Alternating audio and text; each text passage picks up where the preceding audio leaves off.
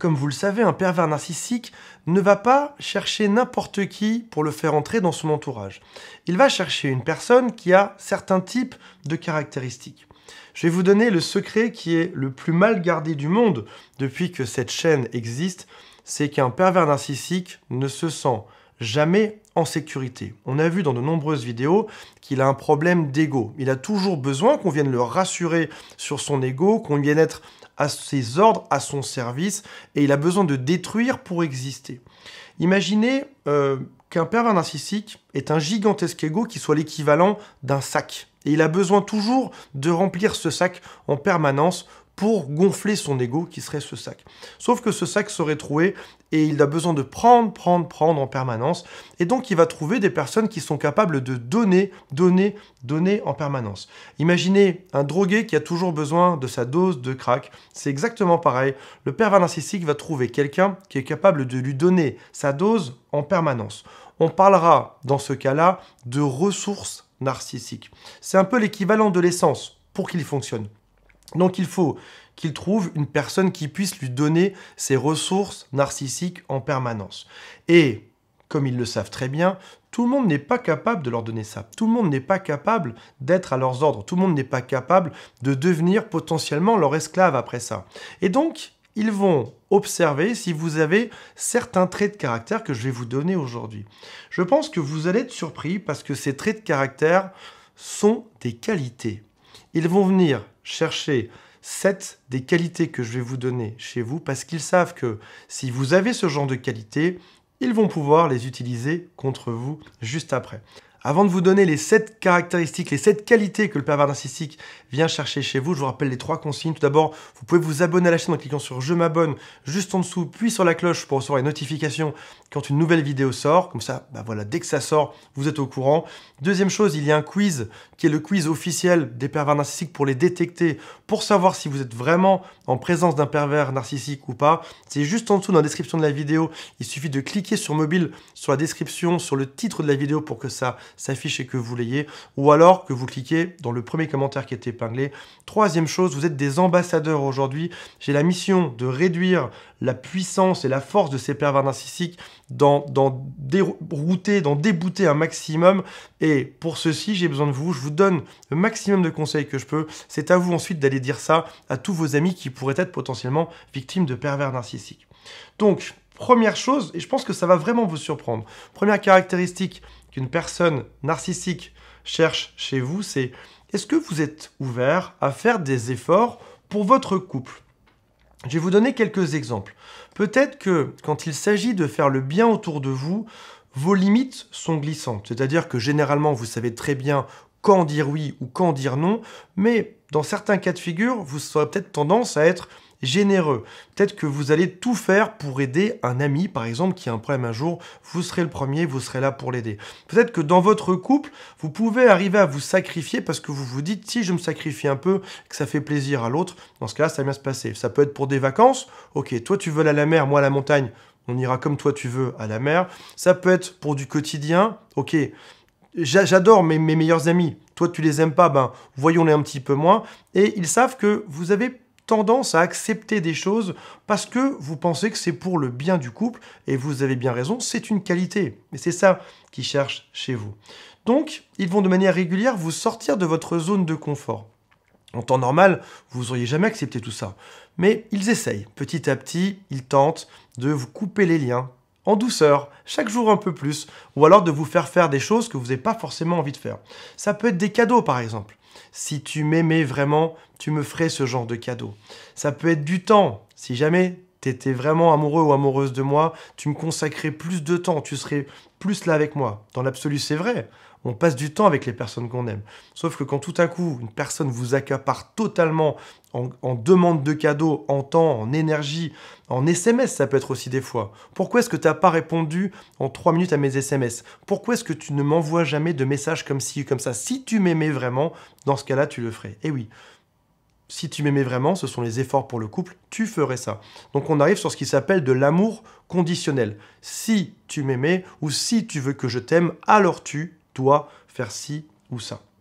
Ça peut être aussi que vous êtes peut-être prêt, comme on le disait, à sacrifier du temps avec vos proches. Ah oui, c'est vrai, t'aimes pas trop José, t'aimes pas trop Eric, t'aimes pas trop Sophie. Bah ok, bon, je peux les voir un petit peu moins parce que je vois bien que ça te fait de la peine.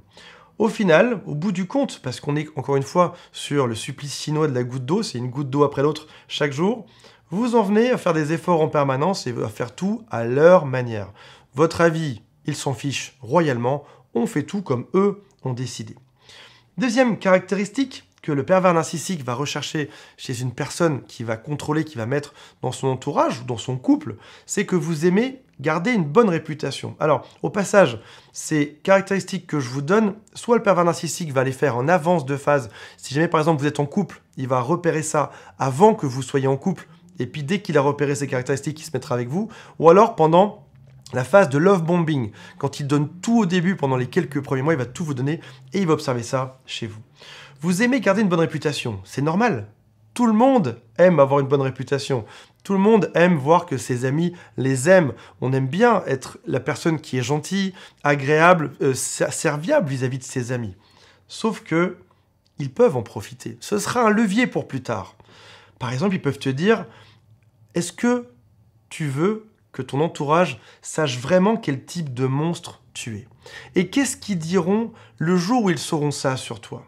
Parce que finalement, le pervers narcissique qui est dans ta vie te connaît très bien. Et on n'a pas que des qualités, on a forcément des défauts aussi. C'est normal, chaque être humain est fait de qualités, de défauts. C'est juste naturel, on ne peut pas être parfait.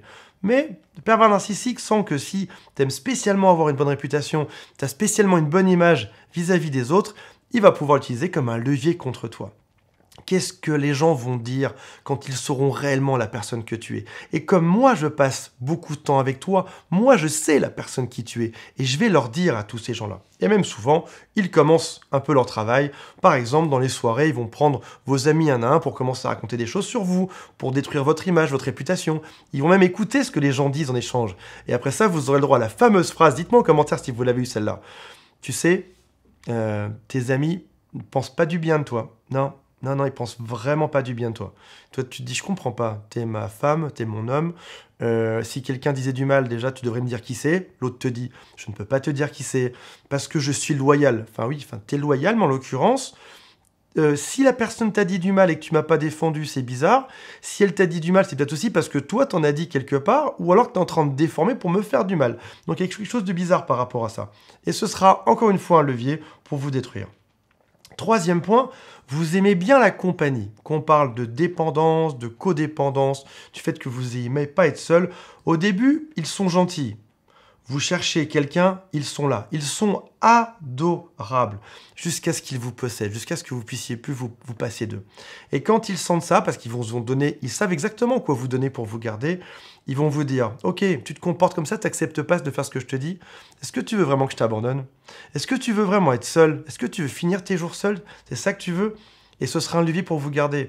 Parce qu'ils peuvent voir que vous avez par exemple de la dépendance affective ou de la codépendance. Donc ils vont utiliser cette qualité comme un levier. Si vous parlez bien des gens, qui est aussi une qualité, parlez bien des gens qu'on aime, c'est une qualité, c'est le quatrième point, ils vont peut-être essayer de vous faire parler d'eux. Par exemple, vous êtes à deux, en couple, ou ça peut être aussi en famille, avec votre père, votre mère, etc. Et ils vont vous faire parler de vos proches. Et puis peut-être que des fois, vous aurez bu 2 verres de vin rouge, et puis ils vont vous emmener sur un sujet. Et qu'est-ce que tu penses d'Eric? Eric, il n'a pas un problème par rapport à ci, par rapport à ça. Et vous acquiescez, vous avez une bière, vous acquiescez, vous êtes plutôt, vous écoutez même pas, parfois vous acquiescez. Oui, c'est vrai, c'est vrai. Tout d'un coup, ils ont la phrase. Votre meilleur ami, Eric, vous venez de dire du mal de lui. Soit vous avez acquiescé, donc ça veut dire que les propos sont de vous, soit ils vous ont fait dire une phrase que vous pensez peut-être pas, et au passage, c'est même pas grave, on a le droit de dire ce qu'on veut sur qui on veut, c'est pas grave. Si on est un couple solide, si on est un binôme solide, qu'importe, ça devrait rester entre nous deux, on devrait avoir le droit de se livrer, de dire tout ce qu'on veut. Après ça, ils vont transformer ce que vous venez de dire, et ils vont s'en servir pour détruire vos liens. Ça peut être par exemple, qu'est-ce que Pierre dira quand il saura que tu dis ça de lui? Ou alors, ça peut être tu n'aimes personne. Tu vois, tes 3 meilleurs amis, tes 5 meilleurs amis, tu passes ton temps à les critiquer. Toi, tu réfléchis, tu es avec ton verre de vin rouge, tu réfléchis, tu fais, je pense, ben non, j'ai pas dit ça. D'un coup, tu as le doute, tu te dis, mais si, rappelle-toi, tu as dit ça il y a une semaine, tu as dit ça il y a 5 jours. Et voilà. Et après ça, ils peuvent même aller dire à ces personnes ce que vous avez dit d'eux pour venir casser vos liens. 5e chose qu'ils adorent détruire, c'est les personnes qui aiment bien argumenter et la logique. Attention. Vous êtes face à des gens qui adorent l'argumentation, mais pas celle que vous croyez. Ils sont excellents là-dedans pour vous démonter le cerveau. Leur démonstration n'a aucune logique. Vous savez, c'est des liens de cause à effet qui sont inexistants. Vous, quand vous argumentez avec de la logique, c'est dans le but de sauver, par exemple, votre couple ou la relation avec cette personne. Voilà, écoute, Cindy, tu m'as dit ça avant-hier, ça m'a blessé, je pense qu'on devrait plutôt se comporter comme ci, comme ça, parce que j'ai lu ça dans un magazine, parce que je veux que ça se passe bien, etc. Vous avez une argumentation qui est logique. Mais la personne, qu'est-ce qu'elle fait? Elle voit que vous rentrez dans une argumentation logique. Et là, elle se réjouit. Vous montez enfin sur un ring de boxe avec elle. Elle va te dire, écoute Pierre, oui c'est vrai, il y a 3 jours, je t'ai dit un truc qui m'a blessé. Mais il y a 6 mois, t'as pas critiqué ma mère, il y a 2 ans, mais oui Cindy, mais ça n'a aucun lien. Je te dis juste qu'il y a 3 jours, tu m'as fait de la peine, et à ce titre, je pense que pour qu'on s'entende bien, pour pas me faire de peine, eh oui, c'est vrai, ouais. Et à ton boulot, est-ce que tu en fais pas de la peine parfois toi aussi? Mais il n'y a pas de logique. On prend un élément, vous reprochez quelque chose que vous voulez arranger, vous vous livrez sur ce que vous avez ressenti, ils vont utiliser d'autres éléments qui sont totalement sortis de l'espace ou qu'ils ont même inventés parfois, pour vous faire monter sur le ring de boxe, pour vous rendre fou, parce que ça va nourrir leur ego, qui peut se finir par un « tu vois, tu es faible, tu t'énerves, tu deviens fou alors que je t'ai juste rappelé un petit fait d'il y a 2 ans, tu t'énerves ». Et ça leur crée une joie gigantesque de voir qu'ils vous contrôlent. Ils ont la capacité de gérer vos humeurs et vos émotions. Et plus vous montrez sur le ring de boxe, plus vous allez vous livrer, et plus ils auront de matériel pour eux, pour vous contrôler encore plus derrière. Ne pensez jamais qu'ils vont se livrer aussi dans ce genre d'argumentation ou de dispute. Ils ne vous livreront jamais rien. Ils sont cloisonnés dans des murs, dans leur tête, dans leur cœur. Il y a des murs de partout. Ils ne vous livreront jamais rien. Ils vont juste prendre ce que vous donnez en permanence. Et vous, quand vous argumentez, c'est pour résoudre des problèmes de couple. Eux, lorsqu'ils argumentent, c'est pour prendre le contrôle sur vous. C'est pour vous détruire. Et c'est pour se monter eux-mêmes, renforcer leur ego. C'est pas du tout pour arranger le couple. Et il y a quelque chose que je fais très souvent en coaching, j'essaye de faire réaliser aux gens que lorsqu'ils essayent d'argumenter, d'arranger, etc., ils sont sur 2 ambitions différentes. La personne qui est saine ou qui est codépendante veut arranger la situation. La personne qui est pervers narcissique veut juste vous rendre fou. Il n'y a aucune intention d'arranger la situation. C'est juste une suite d'arguments pour vous rendre dingue. Repensez à ce que vous avez comme argument et comme dispute et vous allez voir. 6e point, ils vont rechercher une personne qui est capable de parler de ses émotions et de ses besoins. Par exemple, une personne qui se livre. Voilà, j'ai eu de la peine il y a 3 jours. Je suis heureux quand tu fais ça. J'adore le fait que tu sois comme ça. Je déteste ça. Vous vous livrez. Votre rapport au monde va de l'intérieur, c'est-à-dire de ce que vous ressentez avec les gens, vers l'extérieur, comme on a parlé dans une vidéo la semaine dernière. Eux, ça va être dans l'autre sens. Ils vont prendre l'extérieur et venir s'en nourrir à l'intérieur.